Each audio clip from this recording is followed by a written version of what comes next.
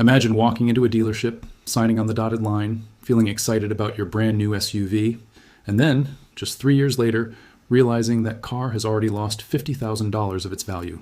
Not because you crashed it, not because something went wrong, just because you bought the wrong one. And here's the thing. The dealer knew. They always know. But nobody told you? That's exactly what's happening to thousands of Australians right now, and today we're going to name the 5 SUVs that are silently draining people's savings, one depreciation curve at a time. Stay with me, because if you're planning to buy an SUV in the next 6 to 12 months, this video could literally save you tens of thousands of dollars. Welcome back to the Drive Intel. I'm so glad you're here today because this is one of those videos that people genuinely wish they had watched before making one of the biggest purchases of their lives. If you're new here, this channel is all about giving you the real information that the car industry doesn't want you to have. We do the research, we dig into the numbers, and we tell you the truth. No sponsored opinions, no dealer partnerships, just honest automotive intelligence. So if that sounds like something you want more of, hit that subscribe button right now and tap the like button too. It genuinely helps us keep making content like this, and it tells the algorithm that real research-backed car information actually matters to people. All right, let's get into it. So first, let's talk about why depreciation is such a massive deal in Australia specifically. The Australian car market is unique. We pay some of the highest prices in the world for new vehicles. We have strict import regulations, and our resale market is heavily influenced by fuel costs, reliability reputations, and what fleet buyers are purchasing. When a vehicle falls out of favor with fleet buyers, rental companies, government departments, corporate fleets, the resale values absolutely collapse. And that's exactly what's happened with several popular SUVs that Australians have been buying in huge numbers over the last few years. The people buying these cars thought they were making smart choices. They looked at the badge, they loved the interior, the salesperson told them it held its value well, and none of that was true. So let's start with the first one. The first SUV on our list is the Jeep Grand Cherokee. Now this is a car that looks premium, feels premium, and is marketed as a premium vehicle, and Australians have absolutely loved it. The Grand Cherokee has had strong sales numbers here for years, but here's the brutal reality that dealers conveniently gloss over during the test drive. The Grand Cherokee loses value faster than almost any other SUV in its segment in Australia. We're talking depreciation rates that can hit 40 to 50% within the first 3 years of ownership. On a car that costs between $75,000 and over $100,000 new, that means you could be sitting on a loss of $35,000 to $50,000, sometimes even more, by the time you decide to sell or trade in. And why does this happen? It comes down to a few connected reasons. First, Jeep's reliability reputation in Australia is not great. Consumer satisfaction surveys and owner forums consistently rank Jeep near the bottom for long-term dependability. Second, the cost of servicing and repairs is high, which makes private buyers nervous about purchasing used ones. Third, when supply of new cars is strong, dealers push people toward new stock rather than used Grand Cherokees sitting on the lot. All of these forces combine to absolutely hammer the resale value. And the people who suffer are everyday Australians who trusted the brand. The second SUV on this list is going to surprise a lot of people because it comes from a brand that has a genuinely good reputation in other categories. The Volkswagen Tiguan. Yes, the Tiguan. This is one of the most popular family SUVs in Australia. And on the surface, it makes complete sense why people buy it. It's European, it feels refined, it has a great interior, strong safety ratings, and Volkswagen has solid brand recognition. But when you look at the depreciation data, and we mean actually look at it, not just take a dealer's word for it, the Tiguan loses value at a rate that should make any buyer pause. Within 3 years, a Tiguan can lose between 35 and 45% of its purchase price. On a car you bought for $55,000 to $60,000, that's potentially $25,000 gone. And this is partly because the used Tiguan market in Australia is crowded. There are a lot of them, and when there's a lot of supply and buyers know about the cost of European servicing, prices drop. Here at the Drive Intel, we've gone through private sale data, dealer trade-in estimates, and auction results, and the story the numbers tell is very different from the story the brochure tells. The Tiguan is a comfortable, well-built car, but it is not a smart financial investment, especially at current Australian pricing. Now, let's talk about the third vehicle on our list. And this one is particularly interesting because it falls into the luxury segment, the Land Rover Discovery Sport. Land Rover as a brand carries enormous prestige. People see that oval badge and they associate it with adventure, with status, with quality. And the Discovery Sport is positioned as the more accessible entry point into the Land Rover family. But accessible is a relative term because you're still spending somewhere between $60,000 and $90,000 depending on the variant. And then what happens? The depreciation on these vehicles in Australia is genuinely shocking.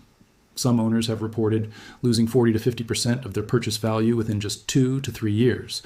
There's even documented data showing certain Discovery Sport variants losing close to $50,000 in 3-year resale comparisons. Why? Because Land Rover's reliability reputation in Australia is problematic. The brand consistently appears in surveys about costly repairs, electrical issues, and service frequency. Private buyers know this. They're hesitant. And that hesitancy means less demand for used Discovery Sports, which means prices fall fast and hard. What makes this worse is that the people buying these cars brand new are often doing so on finance, meaning they're also paying interest on a depreciating asset. The financial hit is compounded. And still, dealerships across Australia continue to sell these vehicles without having any honest conversation about what ownership is really going to cost you over 5 years. The fourth SUV on our list today is one that shocked even us when we started looking at the numbers. It's the Mitsubishi Eclipse Cross. Now, this might seem out of place among more expensive options, but the Eclipse Cross is actually a really interesting case study in how depreciation works at the mid-range level. Mitsubishi positioned the Eclipse Cross as a stylish, modern alternative to the RAV4 and the Tucson. It has a distinctive design, decent features, and it's priced accessibly, somewhere in the $40,000 to $55,000 range. But here's the problem. The Eclipse Cross simply doesn't hold value the way its competitors do. While a Toyota RAV4 of the same age might retain 65% of its value after 3 years, the Eclipse Cross can drop to retaining as little as 45% to 50%. That's a difference of $10,000 or more when you go to sell. And in the used car market, buyers consistently choose the RAV4 or the CR-V over the Eclipse Cross, which keeps demand, and therefore resale prices, lower for the Mitsubishi. This is a car where the on-paper purchase price looks reasonable, but the total cost of ownership over 3 to 5 years is quietly much higher than people realize. And now we get to number 5, and this is the one that generates the most conversation in Australian car communities and forums, the Haval H6. Over the last few years, Chinese-manufactured SUVs have made enormous inroads into the Australian market. And Haval, owned by Great Wall Motors, has led that charge with the H6. It's incredibly well equipped for the price. It has advanced safety tech, modern styling, and it's brought in at a price point that genuinely undercuts most Japanese and European competition. Australians bought them in significant numbers. And at first, it seemed like a brilliant deal. But the resale numbers have started to come in, and they are not pretty. The H6 is experiencing some of the steepest depreciation we've tracked on this channel. Within 3 years, some H6 owners are finding their car has lost close to 50% of its value, in some cases more.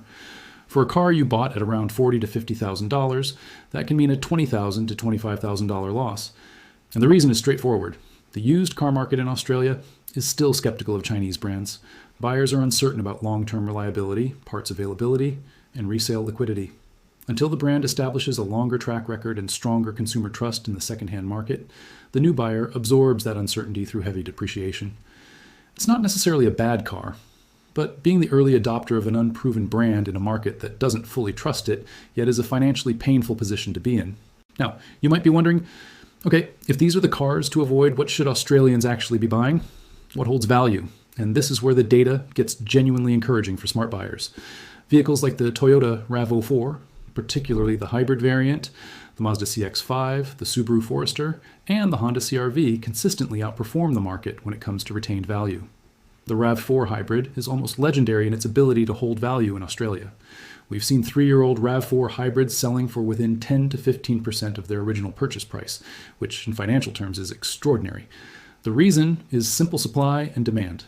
Toyota has built decades of reliability reputation, hybrid technology is increasingly desirable, and fleet buyers love them. When fleet demand is strong, used supply is controlled, and resale prices stay high. Here at the Drive Intel, we genuinely believe that buying a car should be one of the most informed decisions you ever make. The industry is set up to keep you in the dark. Dealers earn commissions on new sales, not on protecting your financial future. Finance companies benefit when you roll negative equity from one car loan into the next.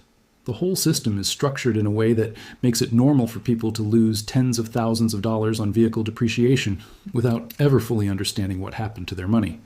But knowledge changes everything. When you know which cars hold value, when you understand depreciation curves, when you can walk into a dealership and ask the right questions, you have power. And that's exactly why we make content like this. We also want to be clear that depreciation isn't the only factor to consider when buying an SUV. Your personal needs matter. If a vehicle genuinely fits your life, if you need the towing capacity of a Grand Cherokee or the off-road capability of a Defender, then the right financial approach is to be eyes open about the depreciation and plan for it. Don't be surprised by it 3 years later. The problem isn't people buying these cars. The problem is people buying these cars without anyone telling them the full financial story. And we hope that after watching this video, you're walking away with a clearer picture. Before we wrap up, there's one more thing worth mentioning: the role of timing. In Australia, the car market fluctuates significantly depending on supply chain conditions, new model releases, and broader economic factors. Right now, as supply of new vehicles has normalized after the post-pandemic shortage, used car prices are adjusting downward across the board. For some of the vehicles we mentioned today, the Tiguan, the Eclipse Cross, the Haval H6, this means the depreciation hit is happening faster than it would have 2 years ago. If you're currently holding one of these vehicles and thinking about selling, this might be a critical moment to evaluate your options before values drop further. And if you're in the market to buy, this is actually a great time to find strong value vehicles like used RAV4s or Mazda CX-5s at slightly more accessible price points than we've seen recently. We covered a lot of ground today, and honestly, we could keep going. There are more models, more market dynamics, and more strategies to share, and we will keep bringing them to you right here on the Drive Intel. So if you haven't subscribed yet, please do that right now. And if this video gave you something useful, a number to think about, a question to ask at your next dealership visit, or just the feeling that someone is finally talking about this honestly, then please share it. Share it with a friend who's thinking about buying an SUV. Share it in a Facebook group. Share it with your partner before you both walk into a showroom. These conversations can save people real money, and every share helps us reach someone who genuinely needs this information. Drop a comment below too. Tell us which SUV you're currently driving or considering, and we'll do our best to give you honest input in the replies. We read everything. This community is growing because people like you want real information, and we're committed to giving you exactly that every single week. Until next time, drive smart, stay informed, and we'll see you in the next one.